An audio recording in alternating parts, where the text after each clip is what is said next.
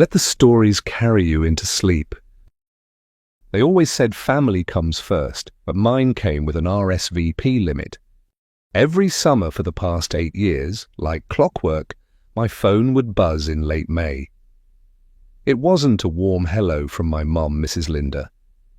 It was a rehearsed apology wrapped in a familiar excuse. "Leon, sweetheart, I'm so sorry. The beach house is just a little too full again this year. You know how Melissa's kids need their space." I'd smile through the phone, nodding even though she couldn't see. Meanwhile, my 2 children, Lucas and Chloe, would overhear the conversation, and the question would follow. Same one every year. "Why can't we go to Grandma's beach house too? How do you explain to your kids that their presence simply doesn't count?" Melissa, my older sister, and her husband Jeffrey had 4 children. That was apparently the golden ticket. Every year they packed up and headed to the coast. Every year they posted sun-drenched photos on social media. Barbecues, beach sunsets, hammock selfies. Like they were the Kennedy family of Cape May. And every year I stayed behind, single mom, freelance designer. "Still figuring things out?" Mom would whisper to relatives like I was some fragile project that never quite launched. But what they never saw were the late nights, the sacrifices, the relentless grind it took for me to build my business from scratch. While Melissa was shopping for matching swimsuits, I was designing brand identities for tech startups and praying I'd land one more client to cover next month's rent. It wasn't just exclusion, it was erasure. I wasn't simply left out, I was unseen, undervalued, rewritten into the family story as a cautionary tale. And yet, I said nothing. Every year, I swallowed my pride. I told my kids we'd do something different instead, a picnic, a community pool day, a backyard movie night. And I told myself, next year will be different. But it never was. Until one June afternoon, just after hanging up from yet another "so sorry not enough room" call, Chloe walked into the room holding her drawing. She'd made a picture of her cousins building sandcastles, and in the corner she had drawn herself and Lucas watching from a window. I stared at that picture for a long time, and that's when I realized I wasn't going to ask for space anymore. I was going to build my own coast. And I'd make damn sure they saw it. You'd be surprised how invisible you can become when your life doesn't fit their template. After that call from Mum, the one where she once again chose Melissa's family over mine, I didn't cry, I didn't rant. I just sat in silence, staring at Chloe's sandcastle drawing. And then, like muscle memory, I opened my laptop and went back to work. 'Cause that's what I do, I work. While Melissa was planning beach outfits and Jeffrey was loading up their SUV with paddleboards and pool noodles, I was finalizing a brand redesign for a fintech startup in Austin. Deadline, 11 p.m. Payment, $4,800, more than my sister thinks I make in a month. But in their eyes, still just playing on a computer. My mom, Linda, has always idolized stability. Husband, house, 4 kids, Sunday roasts. That's Melissa's life. Mine? No husband, no white picket fence, just 2 beautiful children, a home office and a laptop that never sleeps. So in family gatherings, I was the creative one, said with the same tone they'd use for someone who raises frogs in their bathtub. "Maybe one day you'll get a real job," Melissa once whispered across the dinner table, while Chloe and Lucas munched their macaroni. It must be nice to nap whenever you want. Nap? I hadn't slept a full night in years. I was up at 2 a.m. fixing broken CSS for a desperate client in San Francisco. I was rebranding law firms, non-profits, dental clinics, anything that paid enough to cover rent and keep my kids clothed and fed. Every dollar I earned came from sitting down, shutting up, and pushing forward. But they didn't want to hear that, because if they acknowledged my work, they'd have to admit what they'd ignored. And that summer, I hit something I never expected. A tech firm in Boston hired me to overhaul their entire visual identity: logo, web, UX, tone. The deal? $108,000. Contract signed. When I told Mom over coffee, her eyebrows twitched. "That's nice, dear. Maybe now you can look into something more stable." Melissa snorted. "Come on, Mum. You know Lean likes her little projects." I didn't respond. I smiled, just like always.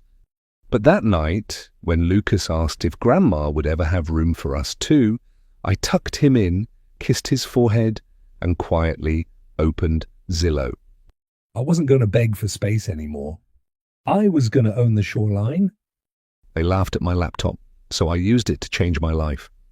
3 weeks after Melissa's latest dig, I opened an email at midnight with sleepy eyes and a nearly empty fridge. Subject line: contract approval, HarborTech, Inc. It was real. The $108,000 rebrand deal had gone through. Suddenly I wasn't just scraping by, I was ascending. But I didn't tell anyone. I didn't buy a new car, I didn't upgrade my house, I didn't even change my hair, because when people like Melissa and my mother notice you rising, they don't clap. They question, they dismiss, so I stayed quiet and worked harder. Word spread. HarborTech was thrilled with the results, and they told 2 more companies. By September, I'd landed 3 new contracts and doubled my rates. I hired my first assistant in October. By January, I had a 3-person team. By March, I made a decision that didn't feel like a decision at all. It felt like fate. 2 hours down the coast from the very beach house I was never invited to, there sat an abandoned resort, 12 rooms, a dusty restaurant, and a stretch of private shoreline no one cared about anymore. I drove there on a grey Sunday morning with coffee in my cup holder and one question in my chest: what if I just bought it? The owners were desperate. The numbers were laughable. I signed the paperwork within 10 days. I called it Harborlight Retreat. I wasn't just going to rent a vacation. I was going to own the view. I poured over $300,000 into the renovation. New floors, spa-style rooms, a pool that seemed to touch the sky. I kept my business running on the side, quietly, while the resort was reborn under a team of experts. No one knew. Not even Lucas or Chloe. I wanted the reveal to be earned, not explained, because when you're used to being overlooked, nothing tastes better than silence before a storm. Summer was coming. And this time, I wasn't packing for disappointment. I was preparing for arrival. Most people beg for an invitation. I built the whole house. By late May, Harborlight Retreat was no longer a renovation project. It was a statement. 12 rooms gleamed like they were pulled from a design magazine. The restaurant offered 5-star cuisine. The pool overlooked a private strip of ocean that made the beach house my family worshipped look like a motel. I didn't tell my mother. I didn't tell Melissa. I just waited. And like a script written by Karma itself, the phone rang right on schedule. Mum's voice, soft and rehearsed. "Leon, honey, I'm so sorry, but there just won't be room again this year. Melissa's family is bigger than ever, and the kids need their routine." I interrupted gently. "It's okay, Mom. Lucas, Chloe, and I already have plans." She sounded surprised. "Oh, where are you going?" "Just a little place I found. Quiet, comfortable, should be good for the kids." That was all I gave her. On July 2nd, I pulled into Harborlight's private parking with my children in the back seat. They stepped out and froze. "Mom," Lucas said, his voice barely above a whisper, "this place looks like a movie." "It's ours," I said simply. We stayed in the oceanfront suite, private balcony, room service, spa bath. Each day was better than the last. Paddleboarding, horseback riding, sunset swims. Chloe tried lobster for the first time. Lucas learned how to kayak. At night, they slept like royalty. No folding chairs, no cheap beach toys, no being second. But the best part wasn't the view or the food. It was the peace of knowing I didn't owe anyone an explanation. Until that Friday. I sat by the pool, coffee in hand, when I got an idea. A bold, slightly petty, beautifully precise idea. What if this summer I threw the family vacation? What if I invited everyone, except the ones who never saved a seat for me? The invitations weren't just envelopes, they were memories. By mid-July, the idea had rooted itself so deeply in my mind, it felt less like a plan and more like justice. For the first time in years, I was going to host the family gathering, but this time on my own terms. And with my own guest list? I started with the ones who never looked the other way. Uncle Frank and Aunt Diane, Mum's brother and sister-in-law. They'd always sent birthday cards for Lucas and Chloe, even when no one else remembered. Eric and Julia, my cousins, still struggling financially since Julia lost her job. Aunt Renee from Dad's side, the Martinez family, who never had much but always shared what they had. One by one I called. Come spend Labor Day weekend at Harbour Light. It's on me. All meals, activities, everything covered. I just want to be around the people who've made me feel like family. Some were hesitant. Lean, that's incredibly generous, but we couldn't possibly... I insisted. This isn't charity, this is gratitude. By the end of the week, 22 guests had RSVP'd yes. I booked every room in the resort, hired a private chef, scheduled events for every age. Kids would have scavenger hunts and sandcastle contests. Adults could enjoy spa massages, wine tastings, paddleboarding. It was shaping up to be the kind of vacation my children had only ever seen from the outside. And I didn't invite Melissa or my mother, not because I wanted to hurt them, because I was done begging to matter. Labor Day weekend arrived and the resort buzzed with life. Laughter echoed off balconies. My cousins took selfies under the string lights. Lucas taught one of the Martinez boys how to swim. Chloe danced in the sand until her feet gave out, and no one asked me to explain how I'd made it happen. They simply said, thank you for including us. Saturday night, as I passed hors d'oeuvres around the fire pit, Uncle Frank pulled me aside. This place, it's incredible, Lean. Your mom must be so proud. I smiled. She doesn't know I didn't invite her. He blinked. But why not? I looked him in the eye. Because for 8 years, there was never enough room for me. This year, I decided who fits. Some silences are louder than screams. Mine came with a guest list. Word travels fast in families, especially the parts people aren't supposed to know. By Monday morning, the last guests were checking out of Harbour Light Retreat when my phone lit up with a name I hadn't seen since July. Mom? I let it ring twice before answering. Leanne, she said, her voice already trembling. Uncle Frank called me. He said, you own a resort? It's true. Silence. Then, but how? You don't have that kind of money. Apparently I do. She struggled for air on the other end, like the weight of that sentence was heavier than she expected. Why didn't you tell us? Because for 8 years, you told me there wasn't enough room. I just believed you. Her tone sharpened. Leanne, this is different. The beach house is small. So is my resort, Mom, only 12 rooms. But we're family. Funny how you remember that now. She hung up. 10 minutes later, Melissa called. I didn't answer. She called again and again. On the 4th ring, I picked up. What the hell is wrong with you? She barked. Mom is crying. You've embarrassed her. You excluded us. I exhaled. Exactly like you did to me for years. That was different.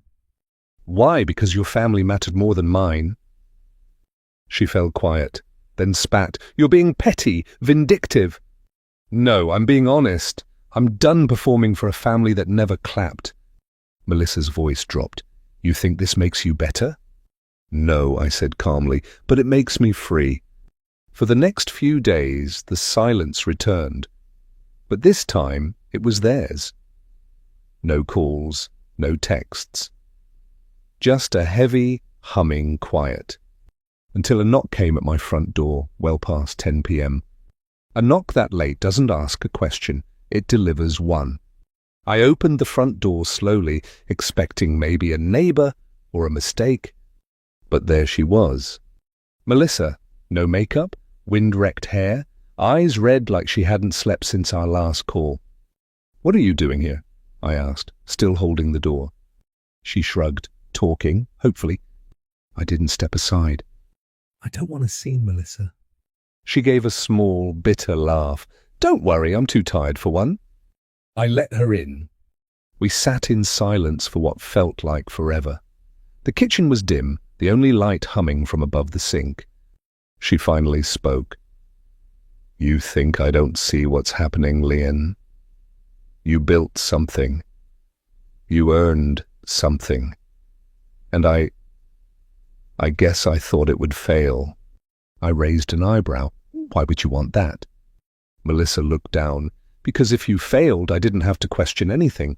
I could believe Mom was right, that I was the responsible one, the successful one. But now," she sighed, "now I feel small, jealous, like I built a safe life while you built a brave one." I let her words hang in the air. I wanted to believe her. But old wounds don't close just because someone finds their shame. "Why are you really here?" I asked. Melissa's voice cracked. "Because Jason asked me why Chloe never comes to the beach house. He said she told him, 'We have our own place now and it's better.'" I stayed quiet. Melissa swallowed. "He asked if we could visit sometime." The words weren't an apology. They were a request, not for peace, but permission. I looked at her, this woman who had once smirked across dinner tables and smiled while my children were erased. "You can come," I said finally, "but not as family." Her eyes narrowed. "Then as what?" "As guests. And I'll let you know if I have room." Just because someone knocks doesn't mean you open your door all the way. After Melissa left that night, the air felt heavier. Not because she had changed, but because I had. Her words didn't undo 8 years of silence. They didn't rebuild what she'd helped tear down. And still, something lingered. 2 weeks later, I received a wedding invitation. Emily, my cousin Eric's daughter, was getting married at a vineyard an hour outside the city. She'd handwritten a note inside. "Aunt Leah, I hope you'll come. You've shown me what strength looks like. IRSVPDS." The ceremony was stunning. Golden fields, lavender centerpieces, everything Emily had ever dreamed of.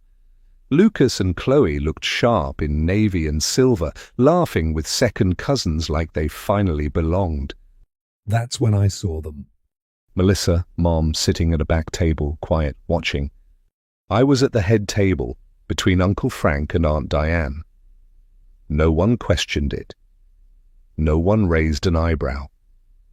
The unspoken shift had already happened. During the reception, Emily found me near the bar. "Thank you for coming," she said. "I know it's complicated." "This day is about you," I replied, "not family drama." She squeezed my hand. "But what you did with Harbour Light, that wasn't petty, that was brave, and a lot of us noticed." It hit me then. I hadn't just built a business, I'd built proof. Proof that erasure doesn't have to be permanent. That silence doesn't mean surrender. But the night wasn't over. Later, under the string lights and swaying vines, I turned and found Melissa behind me again. Only this time, she wasn't shaking. She was smiling. "I think we need to talk," she said. I nodded. "Then say what you came to say." She stepped closer, not angry, not sarcastic, just tired. "Mom lied," she whispered. And for the first time in years, I was ready to hear the truth. Some truths feel like betrayal, others feel like clarity. Melissa didn't say it like an accusation. She said it like a release. "Mom lied," she repeated. "She told me you couldn't afford the beach trips, that inviting you would make things complicated, that you wouldn't be able to contribute." I stared at her. I offered every year, groceries, utilities, even lodging. She never asked. She just said, It's easier if Melissa's family goes alone. Melissa closed her eyes. I believed her. I wanted to believe her, because if I didn't, then I'd have to admit I was part of shutting you out. You were, I said, not unkindly, just real. She nodded. I told myself I was just following her lead, but I made the comments too, about your job, your little projects. That wasn't Mom, that was me. And why? Melissa looked exhausted. Because I was afraid that if I admitted you were doing something incredible, it would make my life look small. She sipped her champagne and stared out at the vineyard. Jeffrey and I have everything we ever asked for. A house, 4 kids, vacations. But you built something no one gave you permission for. That scared me. I didn't respond right away. Because deep down a part of me wanted to scream. Another part, the stronger one, simply nodded. You don't owe me an apology, Melissa, I said finally. You owe one to Lucas and Chloe because they noticed every year. She nodded slowly. I want to make it right, she said. I don't know how, but I want to try. I looked at her. Not the sister from my childhood, but the woman who had finally met her own mirror. We'll see, I said. Then I turned toward the dance floor where my daughter was twirling barefoot under string lights. That's when my phone buzzed again. This time it was from Mom, and she wanted a meeting, face to face. There are moments when the person who hurt you finally asks to talk, and all you can feel is tired. Mum wanted to meet somewhere neutral. She suggested a small cafe near the water, the kind with ceramic mugs and photos of lighthouses. She arrived before me, sitting with perfect posture, a steaming tea untouched in front of her. I walked in without a smile, sat down without a hug. Leon, she said quietly, thank you for coming. I didn't answer, I just waited. She took a deep breath. I've been thinking, maybe I didn't see things clearly. I raised an eyebrow. For how many years? She flinched. I know I hurt you, and your children. I thought I was protecting you from the pressure of trying to keep up with Melissa's family. I cut her off. You weren't protecting me. You were avoiding me. She looked down. I didn't know how to include you. No, I said, you didn't want to. Silence stretched between us, thick and years deep. I'm sorry, she finally said. I truly am. Not just for the vacations, for the way I treated your work, your choices, for the way I made you feel invisible. I didn't cry, I didn't melt. 'Cause forgiveness isn't always loud. I nodded. I accept that. But things have changed, Mom. Her eyes searched mine. Do you think we can ever get back to how we were? I exhaled. I'm not interested in how we were. I'm interested in something honest from this point on. She nodded slowly. I want that. Then came the hesitation, the real reason we were here. Leon, she asked, voice shaking slightly. Do you think we could ever visit the resort? I stared at her, remembering all the summers she said there wasn't enough room. I leaned in, my tone calm, measured. That depends, Mom. Are you coming as family or as guests? She blinked, then whispered, What would I have to do to be let in again? You can forgive someone and still not hand them a key. Her question echoed long after the tea had gone cold. What would I have to do to be let in again? I didn't answer right away, not because I didn't know, but because saying it out loud would make it real. You'd have to admit there was always space, I said. You just never saved it for me. Her eyes welled. I didn't know how. I gave her a tired smile. You knew, you just chose what felt easier. We sat in silence for a while. She kept looking at me like she wanted a different ending. But I was no longer writing this story for her comfort. We said our goodbyes quietly. No hug, no drama. Just 2 women who finally saw each other, too late to be the same.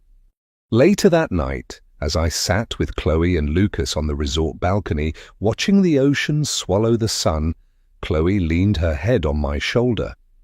Mom, she whispered, do you think Grandma will ever come visit? I paused. If she does, I said, she'll have to come for the right reasons, not to fix the past, but to respect the present. Chloe nodded. She understood more than most adults ever would. And in that moment I realized something. I hadn't built Harbourlight Retreat just for revenge or to prove a point. I built it so my children would never wonder if they belonged. The beach house had always come with conditions. This place, our place, came with truth. I didn't need my mother's approval anymore. But she would always need my permission. And that was the part she still didn't understand.